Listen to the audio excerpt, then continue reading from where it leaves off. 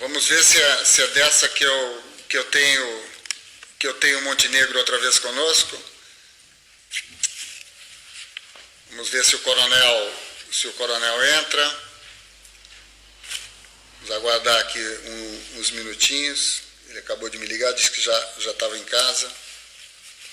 Olá, Vasco, boa tarde, tudo bem? Tozé. Chegou atrasado, hein, Tozé? Ainda bem, cara, porque o coronel também se atrasou. Olá, Kátia, bem-vinda.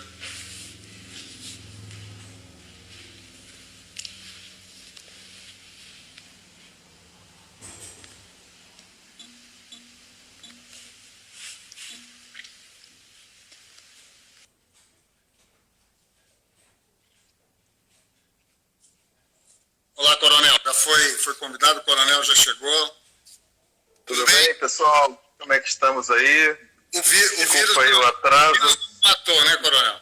Imprevisto. Não, acontece. Imprevistos acontecem.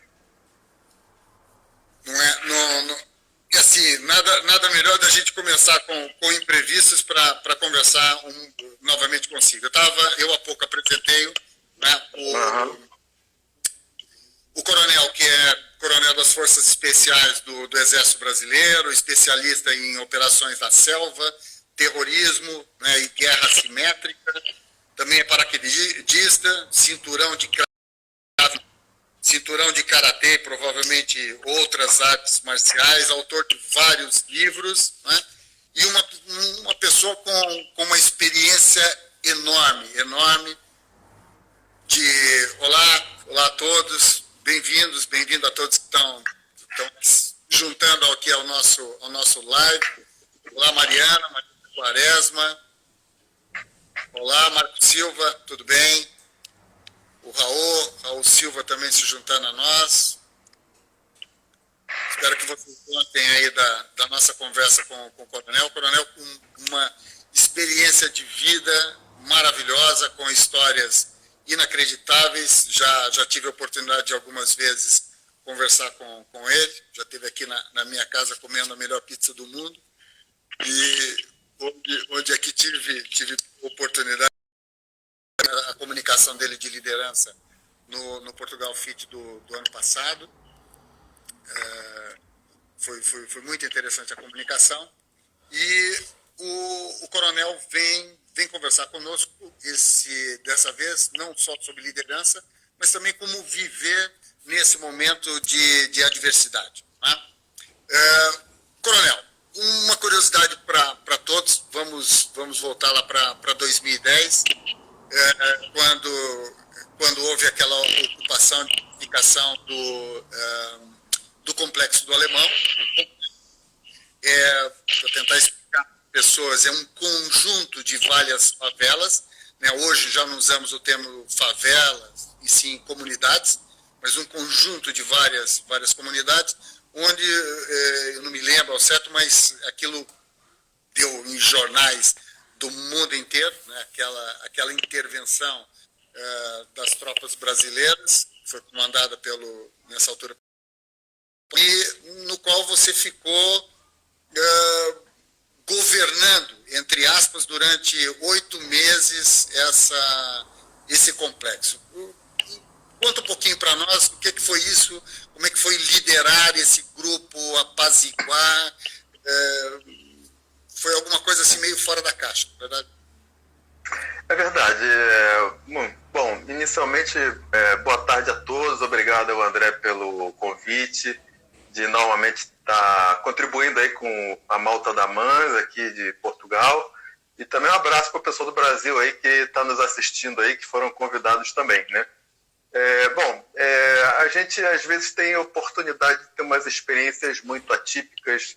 Eu sou um carioca da Zona Sul do Rio de Janeiro, criado ali em Copacabana, Barra da Tijuca, para quem não conhece, são bairros de praia do Rio de Janeiro, né? Eu sou um carioca do asfalto, mas pelo fato de ter seguido a minha trajetória profissional sempre na parte de tropas especiais, tropa de ponta, tropa de selva, e operações especiais, eu sempre tive a oportunidade de lidar com um ambiente diferente. Eu já tinha participado de algumas intervenções pontuais de curta duração em favelas do Rio de Janeiro.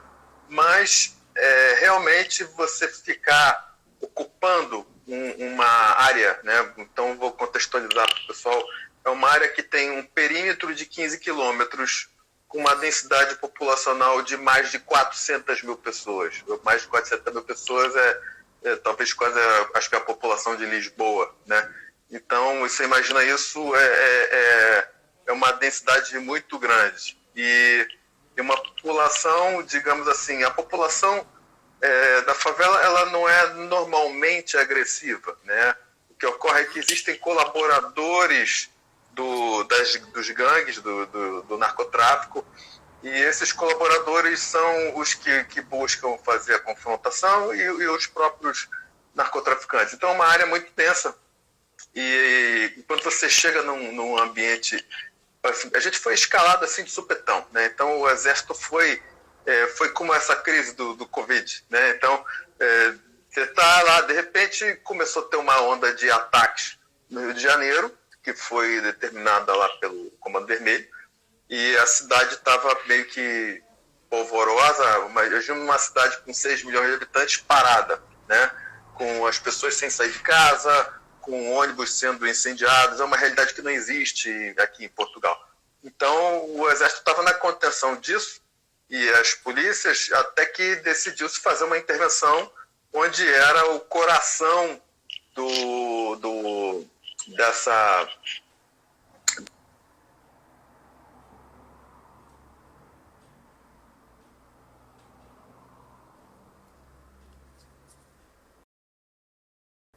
ter objetivo, ter foco, saber onde é que a gente vai direcionar o nosso esforço. Então, ou seja, foi decidido fazer uma intervenção em força, foi usado o princípio da massa, porque a gente não tinha informações sobre o terreno, e foi feita uma intervenção que apareceu na televisão, ali o BOPE progredindo, os blindados, e depois daquilo ali, acabou que virou uma batata quente, porque assim como essa intervenção aqui do Covid, aqui, que para tudo, depois que teve a invasão, tá bom, vai fazer o quê?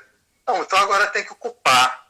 Mas quem é que vai ocupar, né? Aí não, então manda o exército ocupar. A gente, vai ocupar, imagina o que aconteceu com a tropa, né? O pessoal estava de repente no quartel, entra agora no caminhão, pega a arma, vai, e de repente o pessoal foi ocupar e ficou 19 meses, né? Então, improviso. Então, a primeira coisa, a gente tem um choque da situação, e depois a gente, ou seja, foi recebido a tiro, teve que improvisar tudo. Então, a parte inicial de uma crise, ela é sempre mais complicada, principalmente quando ela vem de supetão e você não tem informações. Então, o que aconteceu com a gente foi isso, foi o pessoal dormindo no chão, improvisando como é que vai fazer para tomar banho, improvisando como é que vai levantar as informações do terreno. Então é mais ou menos o que está acontecendo aqui agora, ou seja, o pessoal está meio atordoado, né? Vamos ver o que faz, e realmente é muito importante para a gente saber como planejar o futuro, né? E ter as informações para que a gente possa planejar o futuro. Teve uma experiência muito interessante, por exemplo, no Centro de Operações de Guerra na Selva, uns 2 anos atrás, né? Então foi feita uma competição de patrulhas de selva. E essa competição foi interessante porque veio oficiais do mundo inteiro, tropas de elite, só que era uma competição. Ou seja, não eram missões reais. Então você, quando estabelece uma competição... Coronel, só interrompê-lo, para fazer o enquadramento. O coronel fala em selva, mas aquilo é o quê? É um quartel? É uma... aquilo é mesmo no meio da selva? Vamos mudar agora aqui do Rio de Janeiro para Manaus, né? Então, o Brasil, ele tem o melhor centro de guerra na selva do mundo. Isso é dito por vários especialistas, inclusive a própria França tem um centro de treinamento na Guiana Francesa, e para ser, por exemplo, o diretor daquele centro tem que ter feito o nosso curso no Brasil. Isso, assim, é porque o Brasil é o país que tem a maior área de selva do planeta, né? Então, a maior área de selva do planeta, ela fica no Brasil, apesar de que a Amazônia não é só brasileira. Tem 9 países que têm a parte da floresta amazônica. Então, nós organizamos lá no SIGS, em Manaus, uma competição de patrulha. Ou seja, era uma competição, tinha regra, né? Assim como você montou também a competição lá no evento de novembro, né? Então, a competição ela tem regras. E aí foram operações especiais do mundo inteiro, tropa de selva, etc. E, para nossa surpresa, adivinha qual foi o país que foi campeão do evento? A China. A China? Por que os chineses foram campeões do evento? Aí foi estudar. Não, foi um pouco antes do corona, senão a gente dizer que foi por causa deles. Mas, assim, o chinês, ele sabe construir estratégia a longo prazo. Eu não vou entrar no detalhe do corona aqui, porque tem muita divagação nisso, mas vamos falar aqui de estratégia de liderança. Os chineses, eles não mandaram nenhuma tropa especial para a competição. Eles não mandaram nenhuma tropa especial.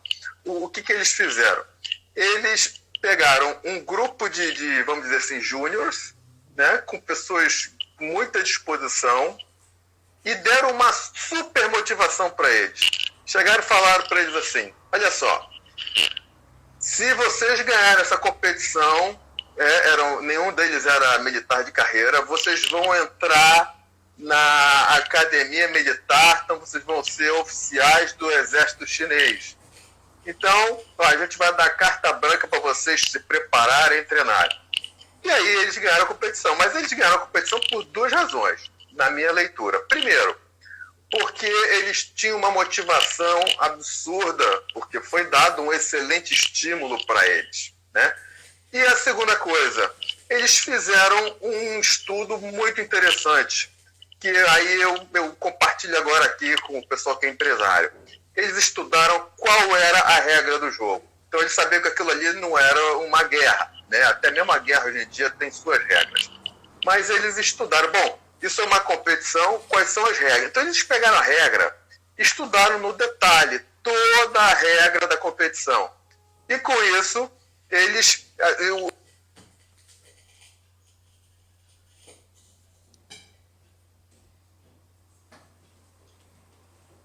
Bom, tá me vendo aí?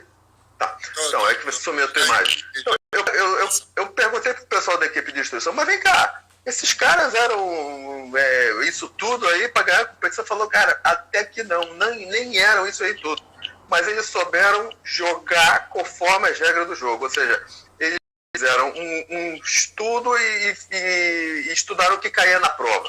Ou seja, às vezes você tem que ser mais objetivo, mais pragmático, né? Tem que ser mais prático para resolver um problema do que você ficar querendo buscar a excelência, dependendo da situação. E foi exatamente o que eles fizeram. Então, os chineses ganharam uma competição de selva, um país que não tem selva, né?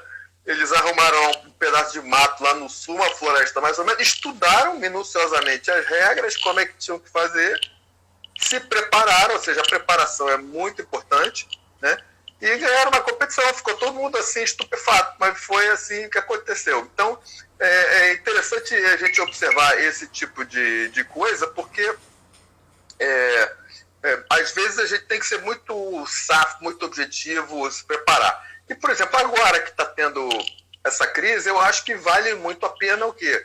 Que, já que tem que ficar em confinamento, que as pessoas estudem quais são as regras do jogo do mercado, como é que as coisas vão se comportar depois, né?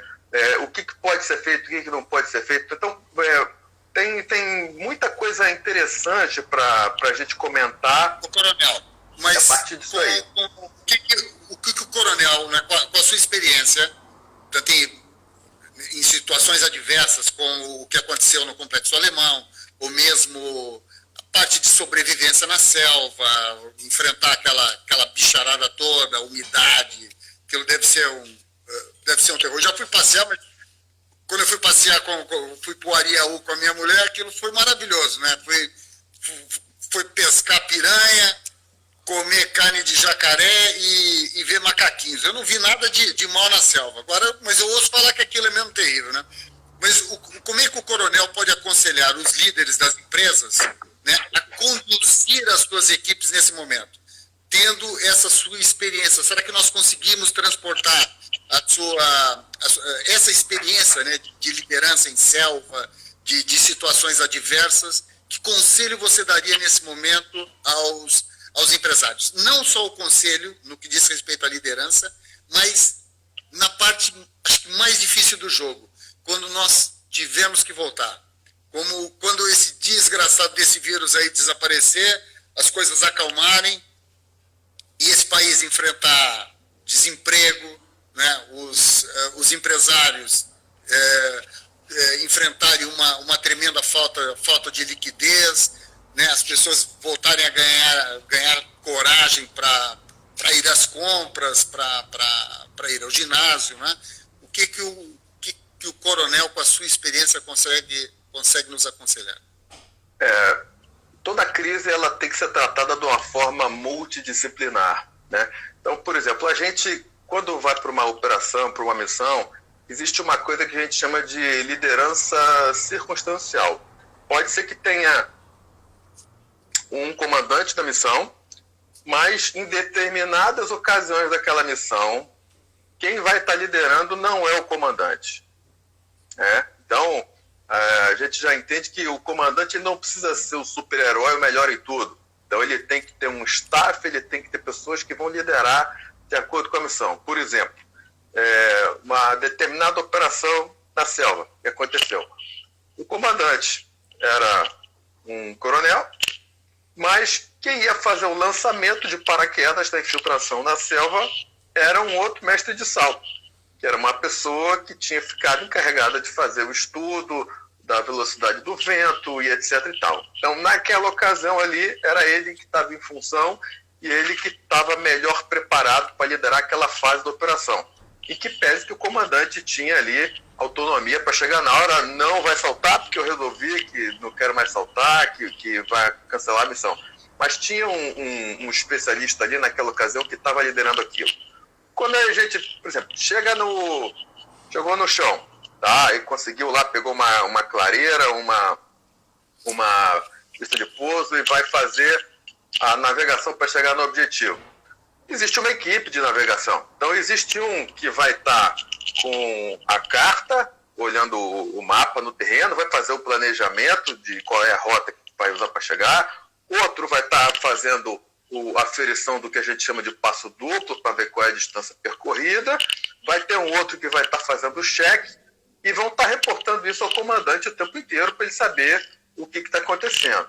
Né? E, paralelamente, às vezes você tem comunicação por rádio, com escalão superior, etc. Ou seja, as coisas elas são multidisciplinares e, muitas vezes, a liderança ela não é do comandante, do CEO da empresa. Às vezes, eles têm que pegar algum especialista ali na empresa dele para verificar como é que a gente vai contornar isso, qual é a melhor forma de se chegar. Às vezes, as pessoas não acreditam em determinados detalhes e acabam quebrando a cara. Vou dar um exemplo para você. Por exemplo, lá no Centro de Guerra na Selva, a gente recebeu uma tropa famosa, não vou dizer o nome aqui, mas é um pessoal desse que aparece em filme, quer dizer, fazem muito filme com eles, né? Normalmente o filme são os artistas, mas essas que são considerados super-heróis, né? A gente recebeu eles lá e aí entra o problema da arrogância ou prepotência, ou seja, falta de humildade. Então fica aí mais um outro ensinamento para os empresários, principalmente aqueles que se consideram muito bem-sucedidos, porque você tem que estar sempre querendo ser bem-sucedido. Você não pode ficar achando que o passado vai construir o futuro. Não, o que está construindo o seu futuro é agora.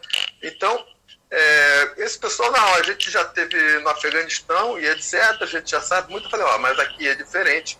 Aqui é muito quente, se você não tomar água você vai desidratar, se você não tem espinho, você tem que fazer um planejamento. Então a gente explicou basicamente que o planejamento do itinerário não era uma linha reta. Você tinha que fazer um planejamento usando a curva de nível, usando uma trajetória que você fosse fazer um deslocamento menos subida e descida, porque aquilo desgasta muito, você andando ali com 40 quilos de equipamento, fica difícil. Aí, resumindo para vocês, eles estavam completamente dependentes da tecnologia, porque o exército dessa tropa é um exército que tem muitos meios, tem muita tecnologia e não sabe improvisar. Por isso que já tomaram cacete de outras guerras. Então, o que acontece? Eles chegaram ali, pegaram o GPS e fizeram uma linha reta. A gente falou, vai dar errado, vocês não vão conseguir chegar. Então, insistiram. O que aconteceu? Desceu um que a gente chama de socavão, tipo uma ravina. Quando começou a subir a primeira, já começaram a brochar. Quando chegou na segunda, já não aguentavam mais. E aí começaram a pedir arrego. Não, a gente não quer mais cumprir a missão. Aí acabou tendo um motim interno, ou seja, falta de liderança do comandante. Aí começaram a se estapear lá no meio do mato. Ou seja, é o caos, né? Ou seja, aí teve que sair de situação.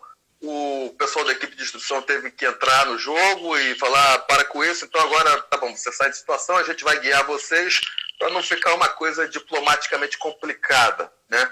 Mas, ou seja, nem sempre a linha reta, né, ou a dependência de uma tecnologia é isso que vai te salvar. Por exemplo, agora está todo mundo achando que a tábua de salvação é resolver tudo com aula virtual, a internet, etc. Mas você desprezar o contato pessoal, a relação interpessoal, não dá. Por exemplo, a gente lá no Complexo do Alemão, né, uma favela. E o nome é favela, porque o nome favela não é um nome pejorativo. O nome favela é o nome de uma planta do Nordeste, que o pessoal, quando foi controlar uma rebelião lá, se espetou tanto naquilo, que depois, quando voltou para o Rio, foi ocupar um morro, chamou aquilo de favela. Não tem nada a ver com coisa pejorativa. Isso é uma narrativa aí esquisita, não sei como é que criaram isso. Mas, enfim, como é que você vai conquistar uma população só batendo papo por rede social, né? Fazendo chamada por Skype? Não existe isso, né? Ou seja, aliás, hoje eu acabei de colocar aqui no aplicativo e fazer uma aula de body pump, entendeu? Porque a gente faz aqui no ginásio e como agora está suspensa a atividade, eu coloquei ali e fiz ali, pronto, já estou feliz da vida aqui. Mas tem muita gente que precisa, por exemplo, de ter um contato com o professor. Ou seja, se você não acredita que o que você faz é importante, fica complicado, né? A primeira coisa. Então, na preparação de uma tropa para fazer a conquista de uma população, e hoje em dia a gente chama isso de terreno humano na atividade militar. Ou seja, existe o terreno onde você pisa e o terreno humano. E a gente chama isso o quê? A população do local que a gente tem que conquistar o apoio, por diversas razões. Primeiro, porque a nossa missão constitucional é de garantir a segurança deles. Mas outra coisa, por exemplo, é para obter informações, para poder ter o controle realmente da região. Você não vai conseguir fazer isso pela internet, né? Então, a internet é uma coisa fria, uma coisa distante. Então, você tem que ter ações que realmente te aproximam. Então, a gente fazia torneios, campeonatos, etc. Como é que vai fazer isso agora, né? Que está nesse caso, nessa distância, né? Talvez seja um contato pessoal do professor, né, do próprio ginásio, que pega uma lista dos alunos e conversa. Porque conquistar a população é uma coisa. Agora, cativar é completamente diferente. E quem trabalha com cliente sabe disso. É muito mais importante você cativar um cliente que já conquistou do que tentar conquistar novos clientes, né? Isso aí já é briga de foice. Então, no nosso caso, a mesma coisa. A gente entrou numa comunidade que ela vivia numa situação de terrorismo institucional, porque quem mandava na região era o narcotráfico. E aí a gente tinha que ganhar a confiança para poder fazer com que a população se sentisse segura. E realmente, você tendo tempo para isso, né, ao longo de 19 meses, a gente conseguiu ter aproximação, fazer a população participar dos eventos que a gente fazia, torneio de futebol, atividade para o Dia das Crianças, levamos coisas que o Estado não se fazia presente, por exemplo, algumas atividades para tratamento médico das pessoas ou atendimentos que pessoas carentes não têm. né, e que era um espaço que antes era ocupado pelo narcotráfico, ou seja, que era o nosso concorrente, era o nosso rival, porque ele tinha a narrativa daquele território. Ou seja, é uma hora de que verificar, por exemplo, como é que o rival conquistou o terreno humano, né, que é o terreno que interessa para a clientela, né, quais foram as estratégias usadas, como é que pode ser adaptado isso aos novos tempos, né, usando também as tecnologias, mas não só as tecnologias, porque o contato pessoal realmente é muito importante, principalmente numa atividade, por exemplo, como o ginásio, ou até mesmo direito e outras atividades em que você ter o contato pessoal é muito importante. Coronel, mas como é que as pessoas, porque não é fácil, quer dizer, aqui como pai de família, como empresário, eu estou há já ultrapassou as 3 semanas em casa, né? O que você pode aconselhar para nos ensinar a enfrentar o isolamento em casa, a adversidade em casa, né? Muita gente em apartamentos, né, sem poder sair, cada vez com limitações, cada vez mais assustados. O que você aconselha? Nós estamos há 3 semanas, não sabemos do futuro, do amanhã, quanto tempo nós vamos ainda ficar dentro de casa, né? Há conselhos para isso? Vocês no exército, na tropa, na selva, passam por esse tipo? Olha só, as academias militares aqui de Portugal, elas suspenderam as atividades completamente. Mas no Brasil não. No Brasil as academias militares estão funcionando. E elas estão funcionando bem e não está tendo nenhum problema de contágio nem nada disso, porque o pessoal segue uma disciplina e uma rotina rígida. Ou seja, não estou dizendo para transformar a casa de ninguém em quartel, mas eu acredito que as pessoas estabelecerem, e nós somos os nossos maiores inimigos, né? Então, cada um de nós estabelecer uma rotina para si mesmo e fazer esse planejamento na véspera. O que eu vou fazer amanhã para o meu tempo render? Porque é uma época em que as pessoas podem tirar o máximo de proveito do seu tempo para estudar, para aprender novas coisas em cursos online. Pode ser feito o próprio treinamento físico em casa, né, através do Les Mills, que a plataforma está disponível. Eu uso e eu acho muito bom. Não estou fazendo propaganda de graça, não, mas eu uso há muito tempo, né? Eu conheço tem um amigo meu que, coitado, assim como outros, né? Ele saiu do Brasil, era advogado, veio para cá, alugou um espaço, montou um ginásio para dar aula de artes marciais e fez um plano de negócios, olha só, que calculou, né, um capital de giro até o negócio dele se estabelecer. E o sujeito chegou aqui no começo do ano passado, e aí, quando ele estava começando a pelo menos pagar o aluguel do espaço, aí tomou essa porrada agora, e o dinheiro que ele tinha aplicado no Brasil despencou, porque a bolsa tá lá embaixo, né, o dólar explodiu e por exemplo, aí tá lá o real desvalorizou e vive em euro aqui. Complicadíssimo isso, né? Mas é uma época que eu acho que as pessoas têm que refletir, que as pessoas têm que ficar em casa e estabelecer estratégias. Por exemplo, vai ser uma época de depuração, sim, vai ser uma época em que não adianta quem é decisor, né, empresário, e a gente é treinado para isso, pelo menos nas Forças Armadas. Às vezes, você tem que mandar uma companhia de 150 homens segurar um batalhão para poder cavar a toca e montar uma posição defensiva para proteger um batalhão de 700 homens. Não é isso? E quem é empresário, às vezes, vai ter que tomar uma decisão. E não é fácil você mandar 150 homens sabendo que provavelmente eles vão estar indo lá para ou serem prisioneiros ou morrerem, né? E o empresário também tem que tomar esse tipo de decisão, que é muito difícil, né? Porque a gente tem aquele lado de humanista e de praticidade, né? Então, poxa, o que eu vou fazer? Eu vou ter que mandar 20 embora para manter minha empresa com 150 funcionando, senão a empresa quebra, né?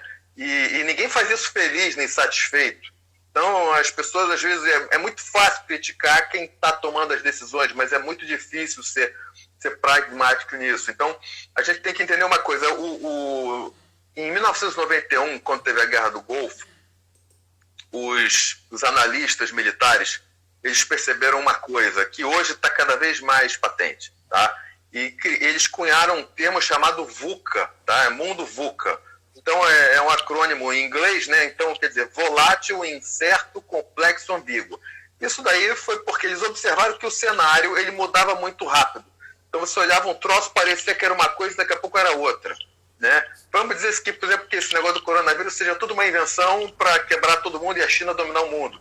Até isso tem. Isso é ambiguidade. Que você, poxa, eu preciso acreditar que pelo menos é um surto de gripe mesmo, que eu tenho que ficar parado aqui. Mas se você começar a pensar que, pô, não é nada disso, é que o cara quer quebrar todo mundo para dominar, você começa a surtar. Então alguma coisa a gente tem que acreditar, não é isso? Então, esse mundo VUCA, ou seja, é que as coisas vão mudar cada vez mais rápido e com mais velocidade, com mais intensidade. Isso foi identificado em 91, foi muito acelerado por causa da entrada na era da informação, que tudo passou a ser digital, toda pessoa é uma produtora de conhecimento, todo mundo fala pelo Instagram, todo mundo posta tudo, todo mundo filma, né? E essa guerra informacional, ela ficou... A gente tem que entender que esse mundo hoje em dia é assim, e a gente tem que aprender a se adaptar. E se for para aprender alguma coisa hoje, eu acho que a coisa mais importante que alguém tem que aprender é como se adaptar rapidamente às modificações. Porque muito conhecimento que você aprende, daqui a pouco ele é obsoleto. Não, eu aprendi a mexer agora num software. Não, agora esse software não funciona mais porque inventaram um vírus que todos os computadores aí não funcionam. Então, a gente tem que aprender a se adiantar, a se adaptar rápido, e tá sempre vendo o que está acontecendo de mudança, mas sem perder o foco do objetivo final, de onde a gente quer chegar e de o que a gente quer fazer. Eu não tenho a fórmula para isso, mas eu acho que a pessoa que está em casa ela tem que estabelecer uma rotina de atividades, na véspera sempre, o que eu vou fazer amanhã, vou fazer meu treinamento físico, é importante, né, com a Les Mills de preferência, vou fazer... vou ler um livro, vou fazer um estudo, vou fazer um curso online e vou me informar com as notícias do que está acontecendo. Eu acho que é uma rotina que dá para fazer ver, né? E interagir com a família, né? Sem tocar, né? Mantendo a distância, eu acho que é o que dá para fazer. Olha, e ver a melhor, por exemplo. Desculpa, interrompê-lo. Uma coisa curiosa é que nosso tempo está ficando meio curto, né? E tem aqui duas perguntas para lhe fazer, que é como fazer, uma pessoa que nos enviou, como fazer com que os outros se sintam ouvidos nesse momento de crise ou de adversidade, né? A gente usa tanta palavra adversidade, mas como fazer com que os outros se sintam ouvidos? É uma pergunta de liderança complicada, né? E uma outra que eu gostaria de fazer com você, para o coronel, o que... Bom, olha só, as pessoas...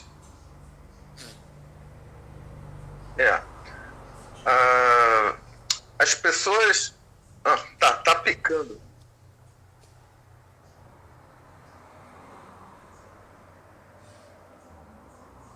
Coronel, tá me ouvindo ou não? Deu uma picada aí na sua pergunta, não deu para escutar direito. Como fazer com que os outros se sintam ouvidos? Deu uma cortada. Tá me ouvindo bem agora? Oi? Tá me André? ouvindo bem? Oi. Tá me ouvindo, coronel? Tá dando uma cortada, deixa eu ver se eu entendi o que você falou. Como é que as pessoas se sintam ouvidas, é isso? Exatamente. As pessoas elas só se sentem ouvidas quando o atendimento, quando o tratamento é individualizado e personalizado. Qualquer coisa diferente disso não vai ter tanto resultado. A não ser que, por exemplo, você faz parte de um grupo e aí mandou um agradecimento especial para aquele grupo. Por exemplo, vamos agradecer os bombeiros que estiveram atuando aqui perto da minha casa. Talvez ali o grupo dos bombeiros. Mas se você quer realmente ganhar uma pessoa, o atendimento tem que ser individualizado, você tem que buscar tratar a pessoa pelo nome, você... É muito interessante olhar nos olhos, né? Agora ninguém está podendo fazer aperto de mão, nem dar abraços, etc. Mas o atendimento é muito importante que ele seja realmente personalizado, que a pessoa se sinta única. E isso é um dos grandes princípios de liderança. Os grandes comandantes nas Forças Armadas, eles procuram saber o nome dos subordinados com quem eles lidam, ou pelo menos saber antes de falar, para que a pessoa se sinta importante.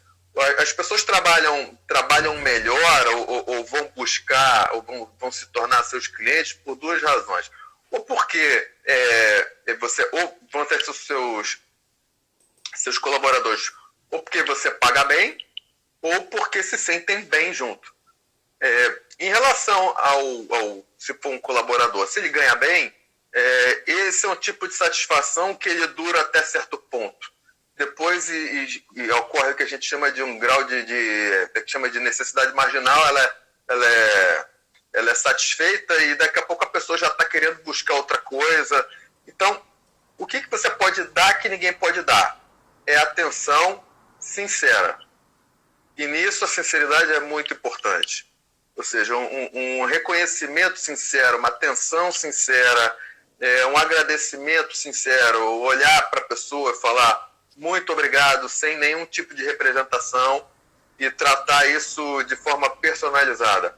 Eu acho que isso faz com que as pessoas se sintam diferentes e faz com que as pessoas trabalhem bem. Porque nem todo mundo trabalha só pelo dinheiro, tá? A gente vai observar aí Madre Teresa de Calcutá e outras pessoas que são idealistas, que fazem as coisas porque elas acreditam na causa.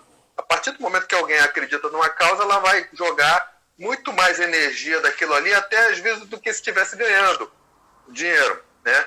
E os integrantes de tropa de elite, os soldados de tropa de elite, eles têm essa diferença. Porque normalmente a gente não ganha nada além dos outros. O grande diferencial é o quê? Na seleção, no recrutamento, quando você, o teste, né? Você, na verdade, você está selecionando quem é que vai trabalhar com você. Ou seja, você sabe que está indo para as missões mais difíceis, está indo para as missões mais complexas, e você vai realmente, se você não fizer um teste bom, na verdade você vai estar levando aquele cara para a morte e ele pode comprometer toda a equipe. Então o processo de seleção e recrutamento é muito importante, o treinamento é tão importante quanto, e depois a manutenção desse sujeito é na base da amizade, da camaradagem, da confiança. Então isso daí é muito importante. Coronel, o que é liderar uma tropa de elite? É mais inspiração ou mais ordem? Dar uma ordem. Olha, uma tropa de elite, o grau de comprometimento entre os integrantes é tão grande e o nível de motivação é tão diferente que as pessoas se conhecem muito bem. Então você não precisa nem dar ordem. Você olha e o sujeito já sabe o que é para fazer.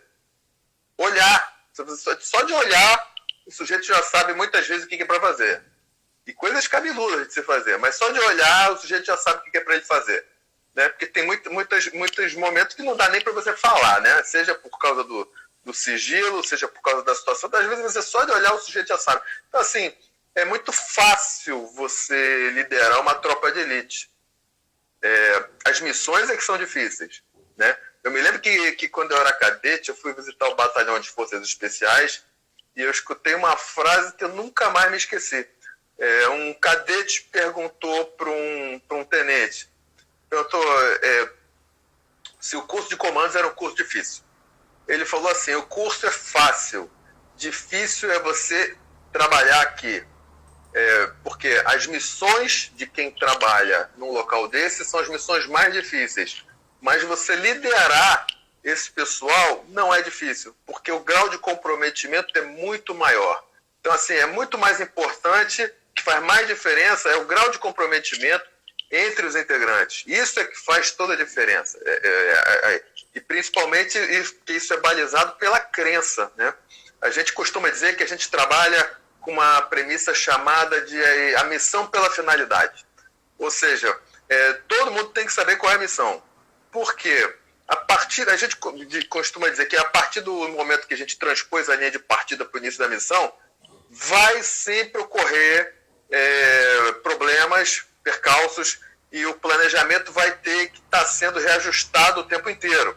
Então, é importante que todo mundo saiba qual é a missão final, onde é que se quer chegar, para que as pessoas atuem de acordo com a finalidade. Então, isso daí é uma premissa que faz com que as tropas de elite, o sujeito está ali, a gente morreu outro, não, mas a missão é aquela ali. Então, as pessoas continuam, a gente não vê nos filmes, às vezes, o cara sozinho vai lá e explode o negócio, sabe que ele vai morrer, mas é a missão que ele tem que cumprir.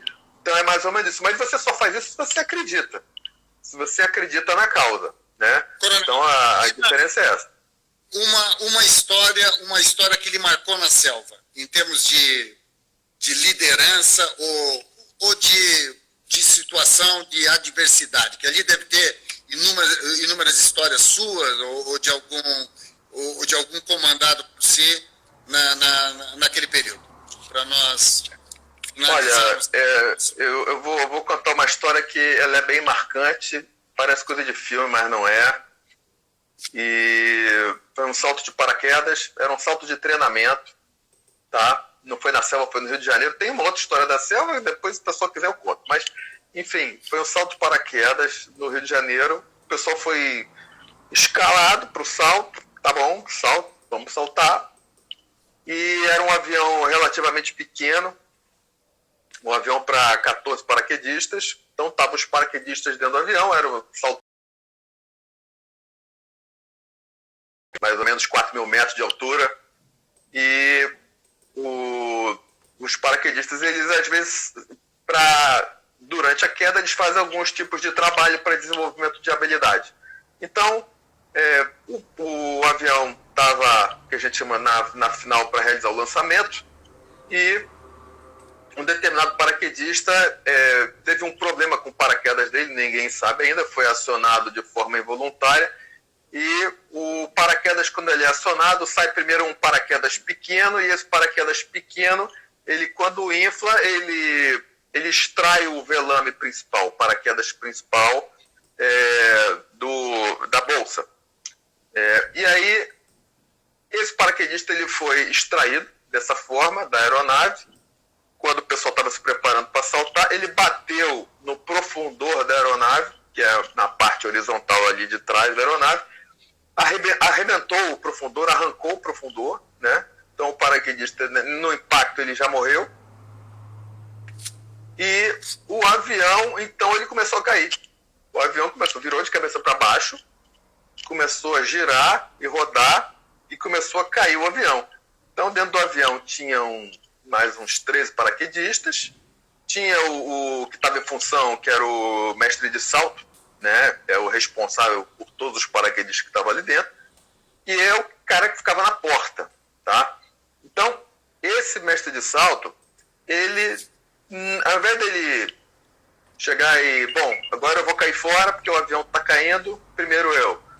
Não, ele ficou no avião até ele tirar todos os paraquedistas do avião, ou seja, ele ficou e o avião estava de cabeça para baixo, girando, e a porta, digamos assim, estava emborcado, e a porta que fica na trás, ela estava lá em cima, né? Então, o pessoal tinha que meio engatinhar, escalando o avião, para chegar na porta e sair do avião, o avião girando e caindo. E o mestre salto, coisa de filme. Então, ele conseguiu, foi em 2000, se não me engano, 98, foi em 98 esse salto. Então, ele ajudou todo mundo a sair, o pessoal saía do avião e ficava caindo, olhando para o avião caindo, né? Até a altura de comandamento do paraquedas. Os dois pilotos desesperados, todo mundo tentando, e os pilotos, né? Os pilotos desesperados lá, não sabiam o que tinha acontecido, né? O mecânico do avião também desesperado, E, por fim, os paraquedistas todos saíram, o mestre Salto chegou até a olhar pro mecânico, o mecânico olhou para ele, ficou com aquela cara ali de coitado, e aí ele, podia ter feito uma experiência louca lá, inédita, de sair abraçado com o sujeito, mas não dá para jogar ninguém, né, nessa hora. Saiu do avião e depois o pessoal viu, ficou acompanhando o avião caindo, comandaram o paraquedas, depois foi todo mundo lá no quintal de uma casa, morreram os 3 tripulantes do avião e mais o paraquedista inicial. Mas num momento desse de crise, né, que é inusitado, que você não pensa, a gente não tem assim, você faz literalmente o que você treinou para fazer, você tem que ter frieza. E uma outra coisa interessante é que o medo, às vezes, ele mata muito mais do que a própria ameaça, tá? Então, vou dar um exemplo aqui para vocês. Se o pessoal tivesse cristalizado com medo, podia ter morrido muito mais gente. Os paraquedistas talvez não tivessem nem se salvado. E o medo é uma coisa que é construída em cima numa ameaça irreal. Vou dar um exemplo para vocês aqui. Imagina um sujeito entra no mercado e faz um assalto, né? Então ele entrou no mercado, entrou com uma pistola, assaltou o mercado, levou todo o dinheiro que estava no caixa e foi embora. Só que é o seguinte, por que ele assaltou o mercado? Porque ele estava armado? Não, ele assaltou o mercado porque as pessoas têm medo da arma. Agora, se eu digo para você que a arma era de brinquedo, ou seja, a evidência é falsa e o efeito é de verdade, tá? Então aconteceu, por exemplo, na década de 70, que um sujeito, na época não tinham todos esses protocolos de segurança, o sujeito pegou uma barra de sabão, botou numa caixa e disse no avião que tinha uma bomba, que era para o avião ir para Cuba, o avião foi para Cuba, era uma barra de sabão. A evidência era falsa, provocou medo, aquilo ali acabou acarretando num efeito real. Qual foi o efeito real? O avião realmente foi para Cuba com efeito real. Realmente as pessoas são assaltadas com armas de brinquedo. Então, muitas vezes você pensa assim, vou fazer determinada coisa aqui. Você está fazendo no chão é uma coisa.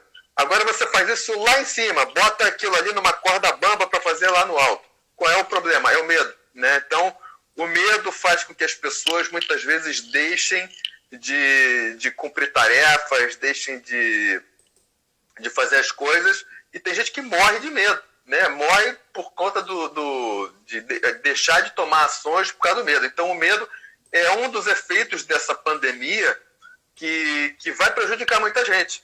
E não adianta a gente falar isso, vai ser realmente um caso de depuração, o processo de seleção natural ele vai entrar em jogo. E aí uma coisa que eu falo, a gente tem lá nos cursos de combate no Brasil, nunca tire o gorro, né? Em outros locais a gente fala para nunca tocar o sino, né? Então assim, você quando entra num curso de combate, você usa um gorro e esse gorro tem o seu número, né?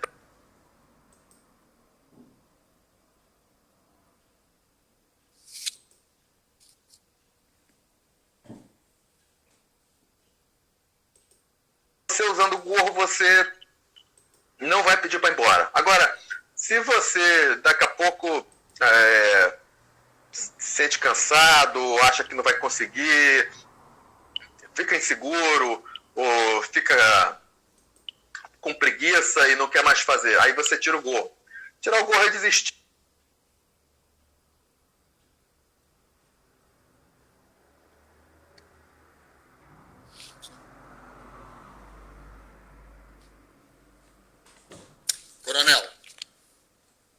Coronel, está difícil. Enquanto o coronel está...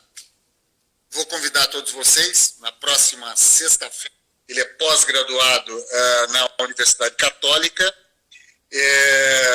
meu amigo de muitos anos, português, esportinguista, mas vive no Brasil já há alguns anos. E autor de 18 livros, e ele gosta de falar sobre futuro. Então, vamos entrar agora, o que fazer depois quando nós conseguirmos exterminar esse vídeo. E o Luiz Rasquilha, que é o nosso convidado, ele vem falar sobre oportunidades e tendências, né? Quais serão as tendências para o próximo, para o nosso futuro, daqui a alguns meses, quando o corona nos deixar. E também vem falar sobre comportamentos.